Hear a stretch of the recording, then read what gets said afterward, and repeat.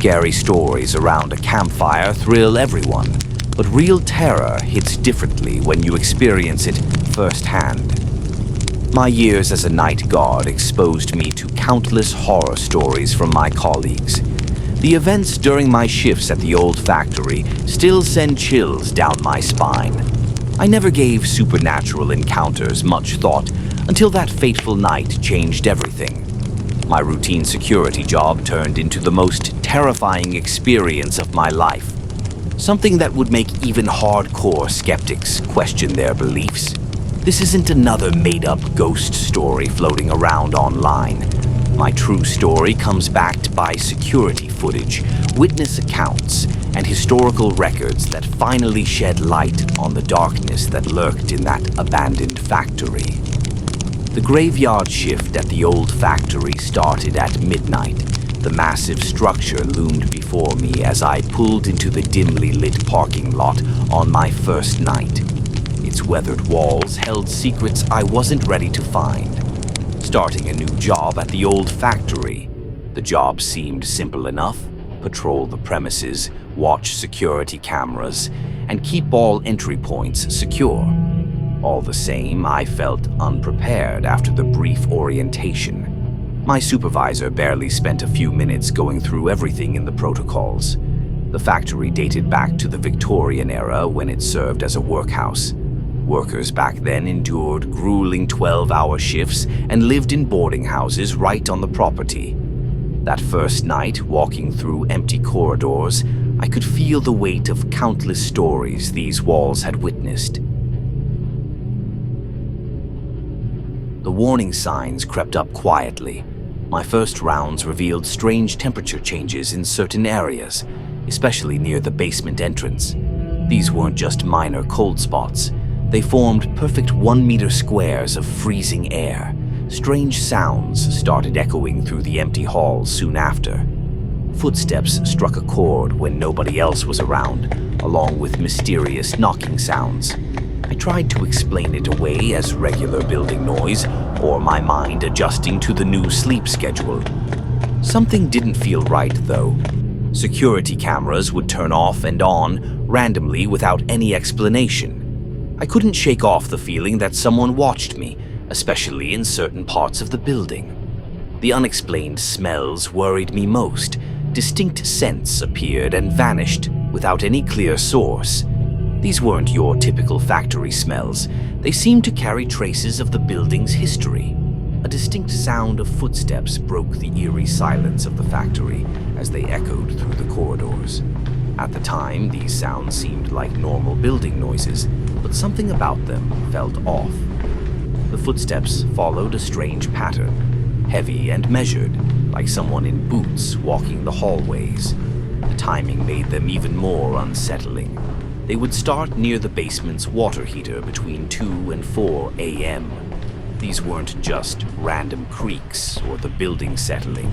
The steps would move up the stairs methodically and pass through doorways into empty rooms. The whole ordeal took a chilling turn around 11 p.m. while I watched the security feeds. The cameras picked up something inexplicable, a strange orb that danced around an empty room. A ghost-like figure moved behind some equipment. The area was completely empty when I checked, though the Wi-Fi had stopped working in that part of the building. The unexplained phone calls became the most disturbing part. They would come in around 2 to 3 a.m. with an unsettling mix of static and screaming sounds. The calls kept coming even after we changed phone numbers.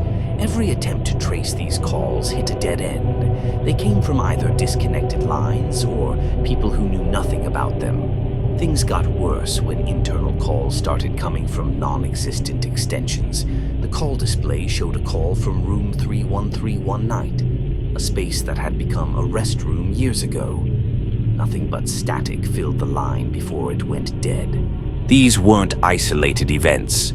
Other guards shared similar stories, tools that clanged by themselves in empty mechanic shops, voices having conversations in dark rooms, and strange banging noises that echoed through vacant spaces. One guard's report stood out. He heard clear Japanese voices scolding someone when nobody was there. My chest tightened with each step down the concrete stairs to the basement. The air became heavier and pressed against my skin with an unexplainable weight.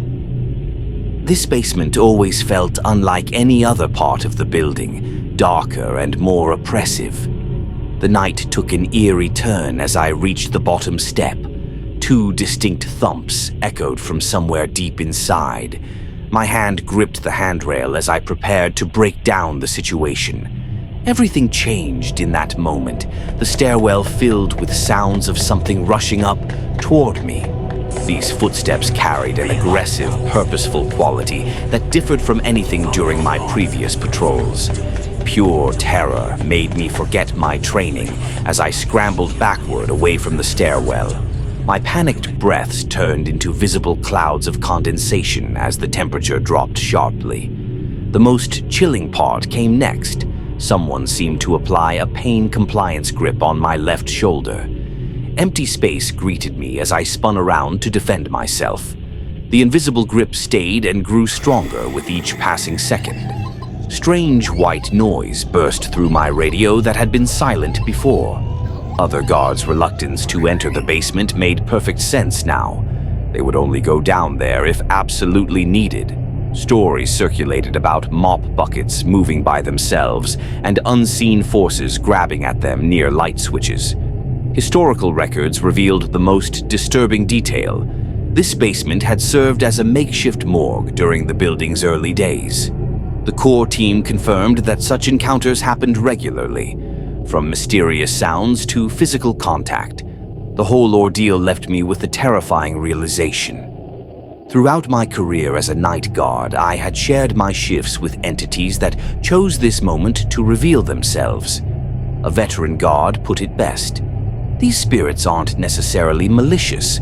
They're just making sure we know they're still here. My search through dusty archives exposed the factory's haunting past.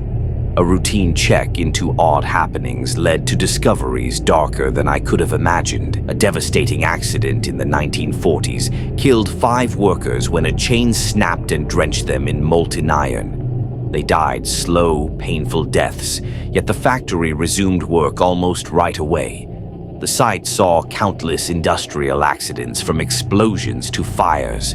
A horrific incident claimed a worker's life during his lunch break near the flywheel. He got caught in the machinery while his co-workers watched helplessly as the wheel turned. Another tragic death occurred when Richard Jowers fell into furnace number 1. The intense heat left only his head and several bones. Someone might laugh off ghost stories as fiction now, but that basement incident still haunts me. The feeling of that unseen hand gripping my shoulder remains crystal clear even now. These weren't just scary stories to tell around a campfire. They were real encounters that showed how some buildings trap more than just their past's memories. This taught me something deep.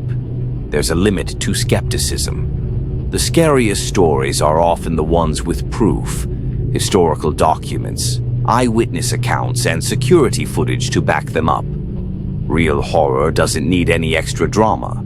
It just needs brave witnesses to tell their truth.